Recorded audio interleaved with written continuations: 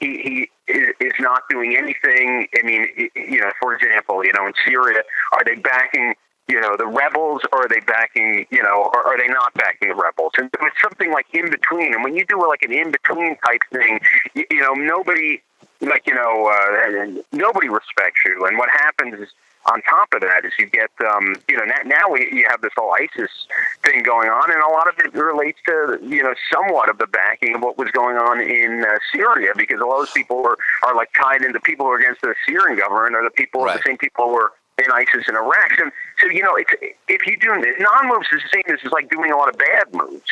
So you have to, at a certain point, whatever it is, you got to like say, okay, this is it. This is what we stand for. And then, then you got to then you've got to do it. Hey, look, it's not like you're going to make the right moves all the time, but you can try to do something. I mean, I think what he projects to a lot of different people is just like the fact that, okay, he's not going to do nothing. We can just like roll in here. We can do this.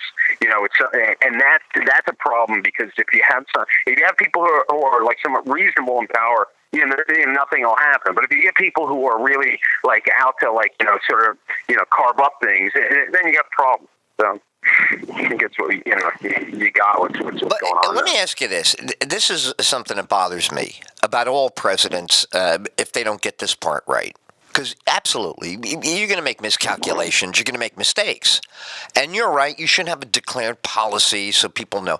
But doesn't the cure for all of this, say you don't have the first two. Say you're him. Say you're him right now with the mess he's got. Your policy is spotty. Nobody can really figure out where you stand. It looks like you're making it up as you go along, ad hoc, right? It doesn't look like a policy. It looks like a bunch of decisions. Okay. So what's the cure for all of that in the past? Personality. You got to win. Then it's Robin Williams. You got to win them over. They have to go with you. And that's his big deficit. That's why I say he's not doing his part. He knows if he is a certain way in public, then he will get a certain response. He knows that. But I believe he's petulant. I believe he's a petulant guy. I believe he's like, look, screw you. I don't have to go out there and cheerlead this. I'm right, and that's that. Well, wrong. You're a politician. You should cheerlead. You've got to find a way to get people somewhat on your side. Instead of just saying, these guys don't like me. These guys don't like me. They don't like me. They said this. When is it ever in other words, you can never win over somebody who doesn't like you? You can never win over somebody who hates you? What are you talking about? You're president of the United States. You got elected U.S. Senator. You got elected to the Senate in Illinois.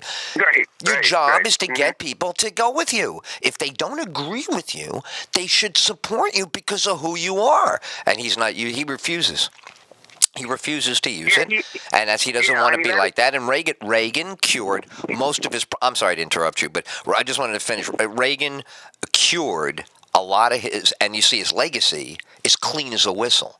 Nobody talks about Reagan's Iran-Contra, whatever. They talk about the wall, Mr. Gorbachev. They talk about the economy comes roaring back. They say he got a tax bill and he got an immigration bill. That's what they say.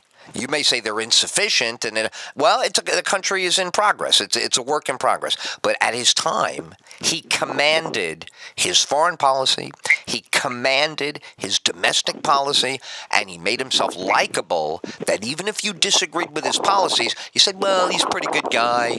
He means well for the country. He's a good guy. This guy doesn't do any work in that area. He doesn't feel it's necessary for him to win anybody over. Yet, we live in a country of, social media crybabies. Every time people hear something they don't like, they start squealing. So that's what he's faced with now, I believe. He's not willing to do the work.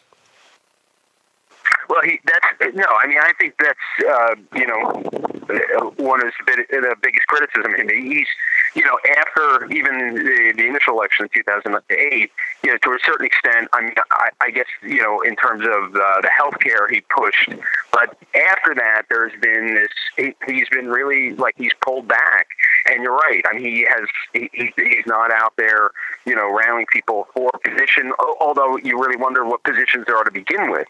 But besides that, like you mentioned, Reagan, there's, a lot of issues people have. Hey, Reagan, I have a lot of different issues with it, but you're right. One of the things he did was he would get up and whatever they were, whether it was the evil empire, whatever, he would out and try to sell that. Exactly. That's right. He busted his ass to sell it. This guy busts his ass to complain. He sets up a thing, and then he tells you what he can't do. So I'll take questions. Every answer is the Republicans did this to me. John Boehner said that. They won't give me this. I have an idea. They won't use it. It's insane.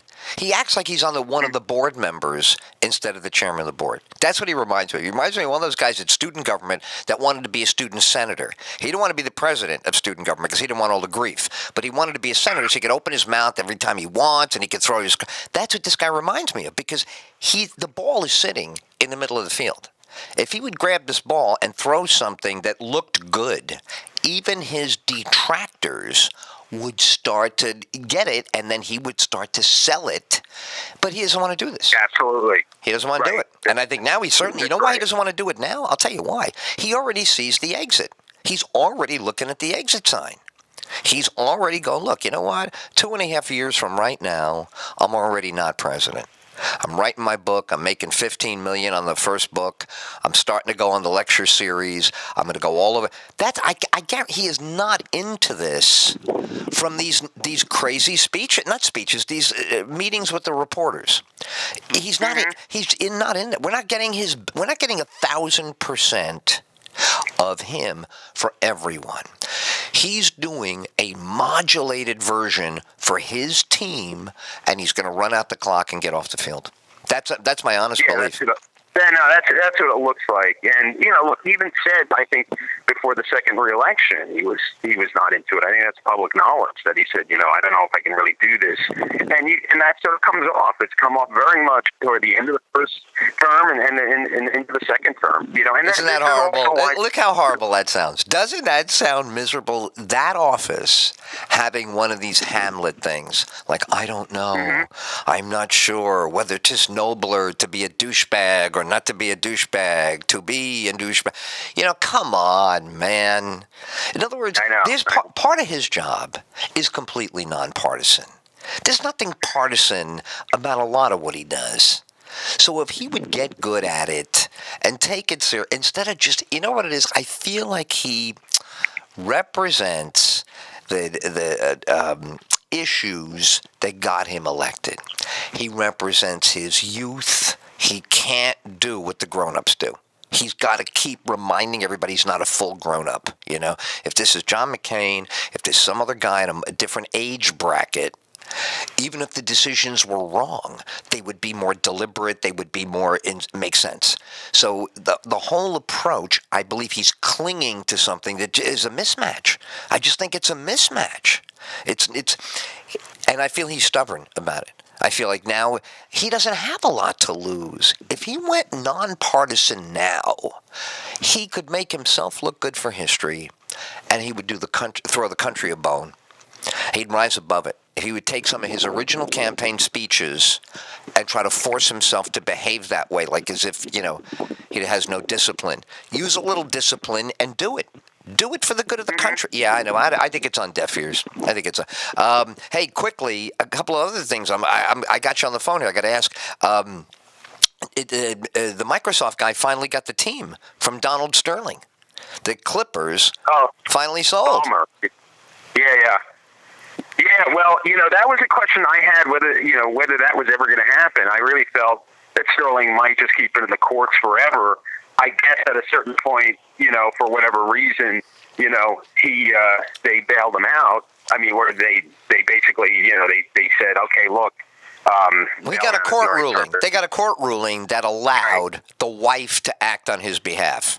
Once she got certified, she's been trying to sell this thing to the Microsoft guy for forever. Really, like within 10 days of the controversy, she had Balmer ready. So it took all this time. His lawyers challenged it, but they got the green light. So what does this mean? The fact that to me, that's a dark day in America. I don't believe your objectionable opinions should be able to be used to strip you of your ownership of a business.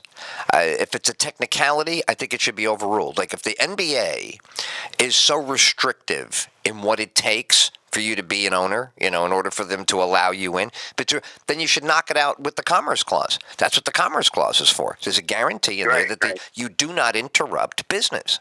And I just think that what he did was shameful, fine. But, come on. Miley Cyrus is shameful. There's a lot of shameful stuff going on. You know what I mean? Like that. But because it offended certain people, right? The head of the league, he's screaming like, something happened to him. Like he's Magic Johnson. Magic Johnson didn't even squeal that much. It was about Magic Johnson. But even Magic Johnson didn't make enough noise. It was the head of the league came screaming out there about what had to happen. And I think that's a bad day. That's a bad day for America. American principles, the First Amendment got a little weaker, and the Commerce Clause got a little weaker in favor of the politically correct trend of the moment instead of a basic American principle. What do you think? Well, the thing is, the thing in terms of, the NBA is I'm sure they saw, say, he was like that albatross. If he sort of stayed, they're thinking in terms of like sort of revenues lost, things like that. I mean, there's that calculation. But the thing that scared me more than anything else is, whatever you think of his views, right, reprehensible, whatever. When you start, when you get to this point where you can start taping people and that sort of thing, even it goes into the, all right, maybe it doesn't go into the court of law, but goes in the public discourse in that way, you see that there is if that's sort of a trend, that's the sort of thing that, is a real change in society. All of a sudden, everybody has, you can just tape anybody. And how many people could be taped and really, have their lives ruined, basically, if you want to. This sort of thing is the thing that hit me more than anything else about it. I mean, I knew at a certain point they would probably make some sort of deal that, that the wife would, either sell or, whatever was going to happen. I mean, I guess they eventually were going to push him out. But the thing, the whole thing with, I hate it. I don't like that. I think no, it's not good. I mean, that's it's upside no matter down. What, right. What sort of beliefs you have. It's upside down. Have that. Now, it's just, it becomes like now we're like, it's. I'll tell you the truth though. It is delicate because at the same time, this is a thing of public view where he has viewpoints that people consider reprehensible. On the other hand, what happens when you do take something or whatever and do something that's illegal, but not illegal that represents something legal? You get the Snowden type thing. Now that's another thing, but now you have to weigh that. I fall more on the side of like actually representing something like that, but that has it also. It's the side so they're similar. They're similar types of things, although one represents legality and one represents reprehensible view. The other one represents illegality that might be going on in the system.